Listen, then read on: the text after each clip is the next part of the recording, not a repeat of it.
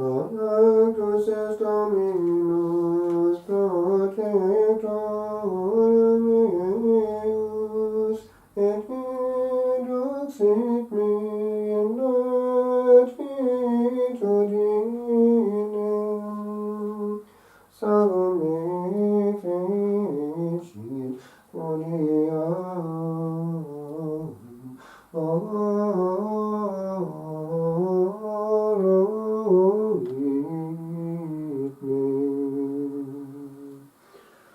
Diligam te Domine fortitudo mea,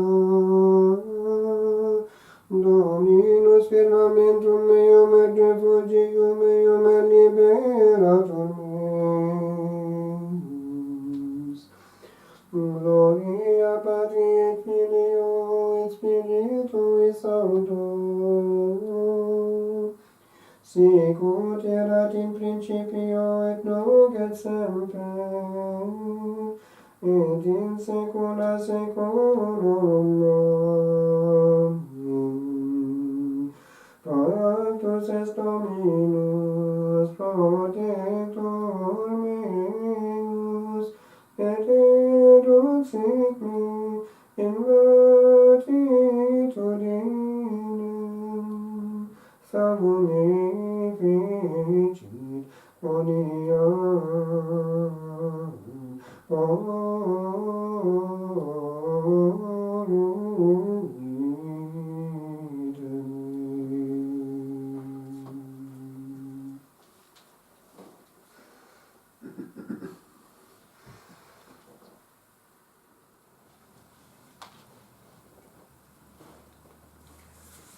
We have here the purifying of the temple.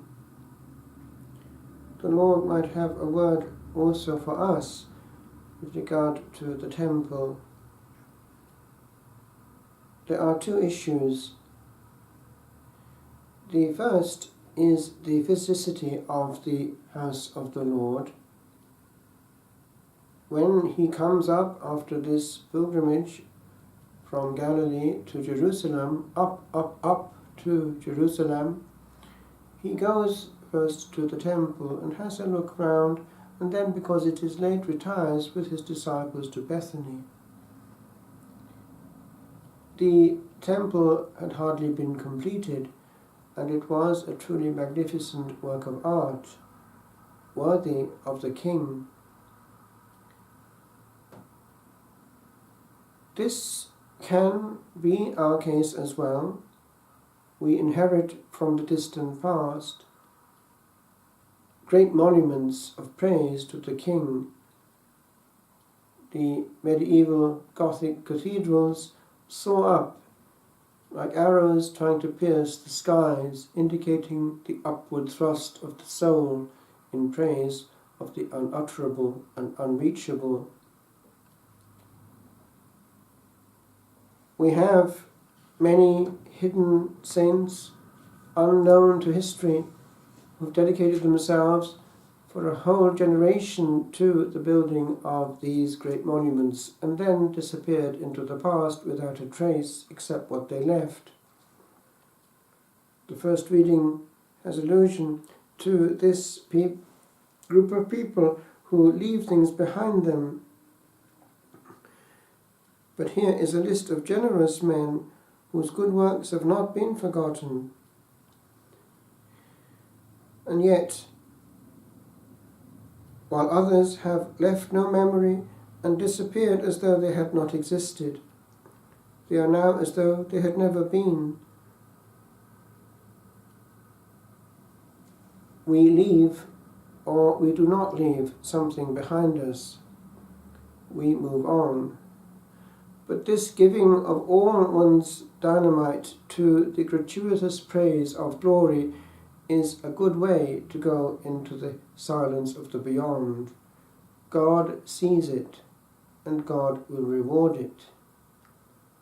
Much noise in this world may mean much silence in the next, or even bad noise, for noise also is the background of hell.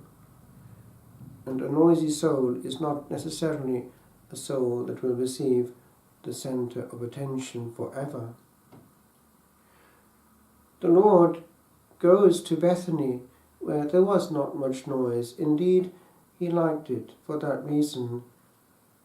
There was there a virtual temple, inhabited by a presence to which he was. With regard to the creation of sacred space and physical praise in that sense, it is something that we stand back before and honour and pass on without in any way damaging it.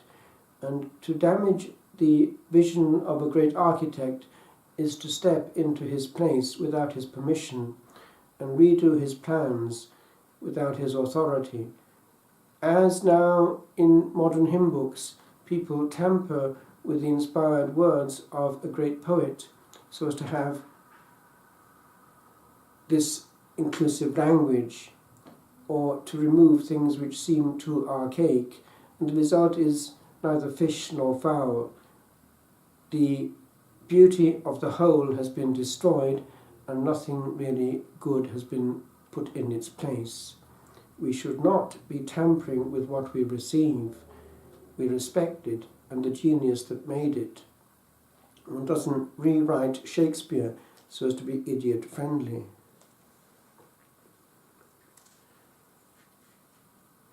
Now, just two reflections. The access to a very beautiful church is actually a grace.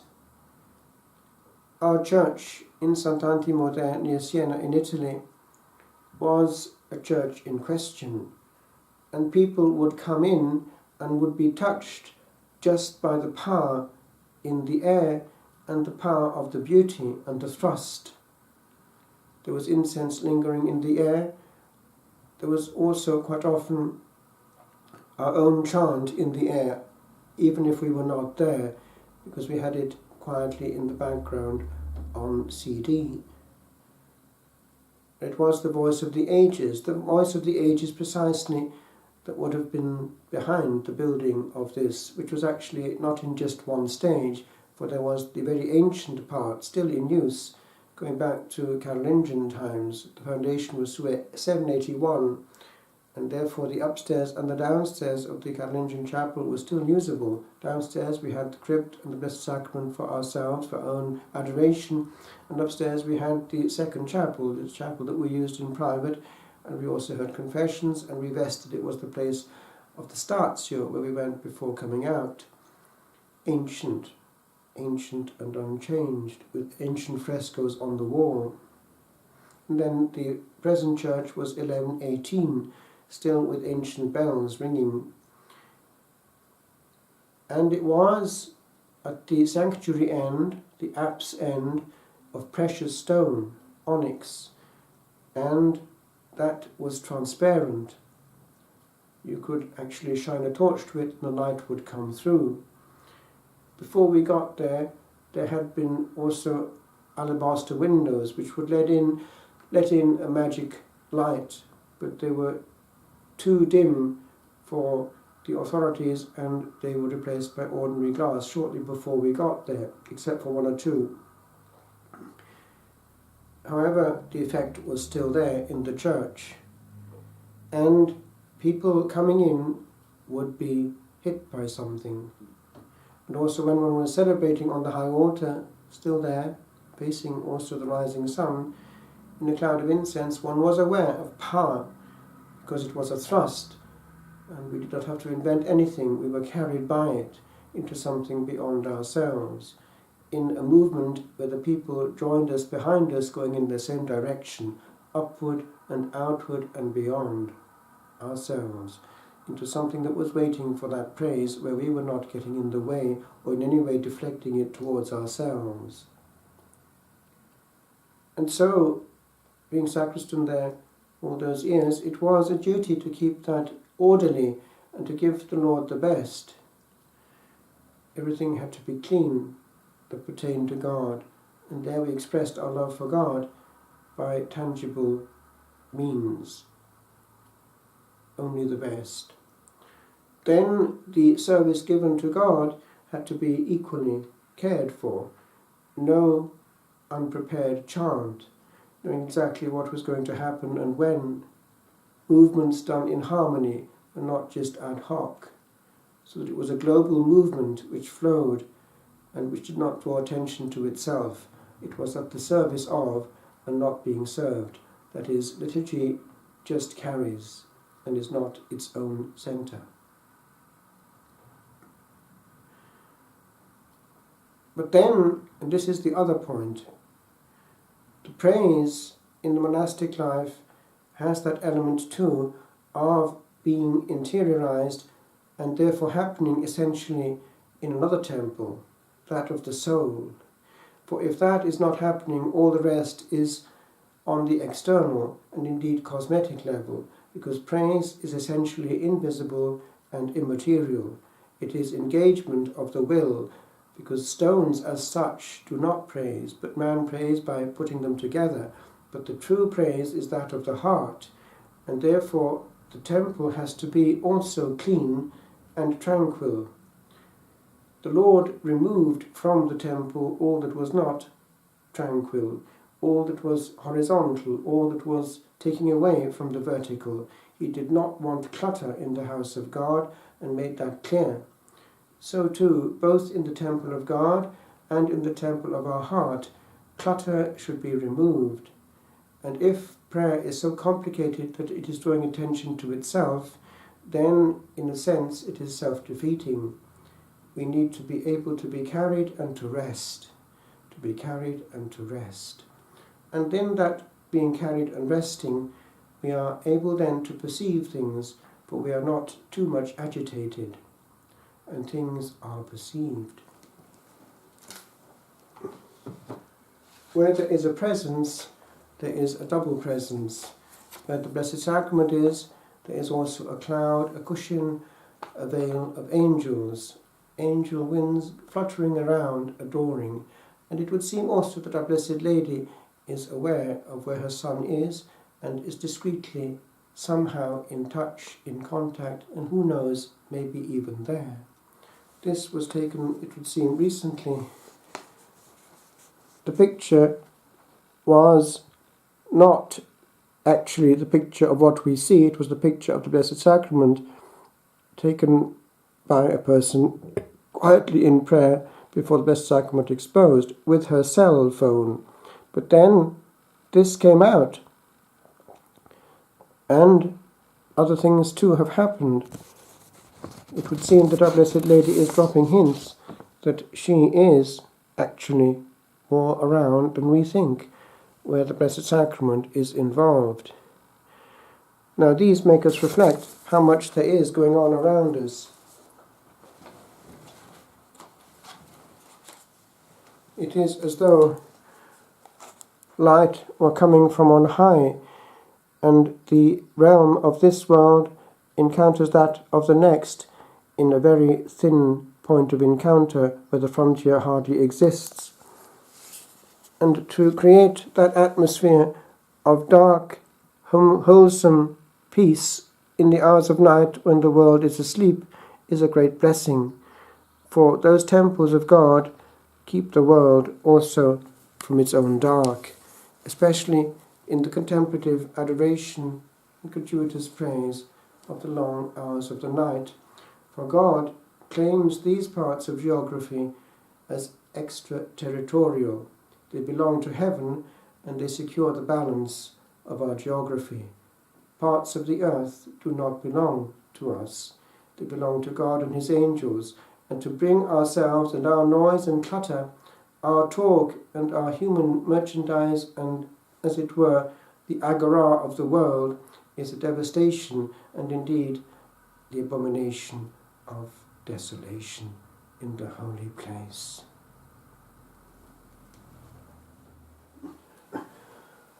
Domine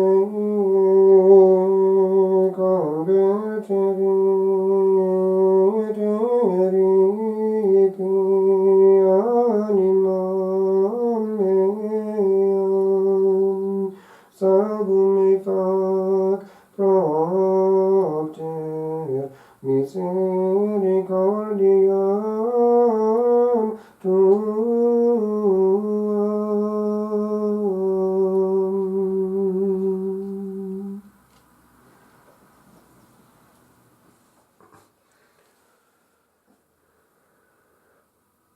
Domus mea, Domus orationis vocabitur dicit Dominus.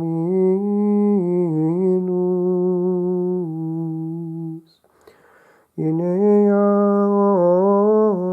omnis qui pensit accipit, et qui querit invenit, et possanti apperietur.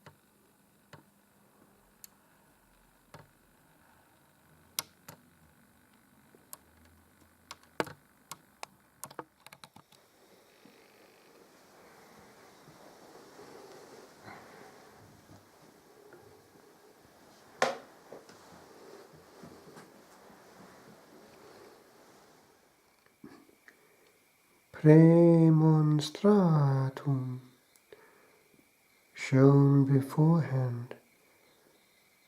Lines written on the feast of the dedication of the Lateran Basilica, after hearing a lady exclaim, "Estupenda!" It is stupendous, after entering our church at Sant'Antimo in Italy. And recording a word of knowledge given by Eddie Stones in the previous autumn, I see the door of a church opening. To build upon the earth a vault of heaven that will with glory beam, to hold a ray of God in stone, well hewn and deftly given, a light to tame. The ancient light to flay in pore and prismic chiseling, there to store the travelling wave that left the Elysian home of soft taboric ether, where before the light of light the seraph eye did roam. To come again, to come again, again, at clap of yester sound, to crystal wall, Jerusalem the blessed, till tired stars wane, and there upon the deep of night to call. This is to trap a glister in its flight, to tune into a range of strange dark light.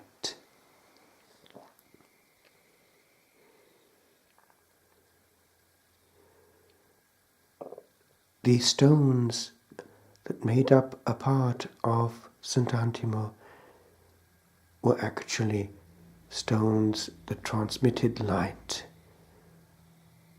Precious, precious stones. For God, our ancestors would only give the best. Onyx that held and transmitted magic light from heaven.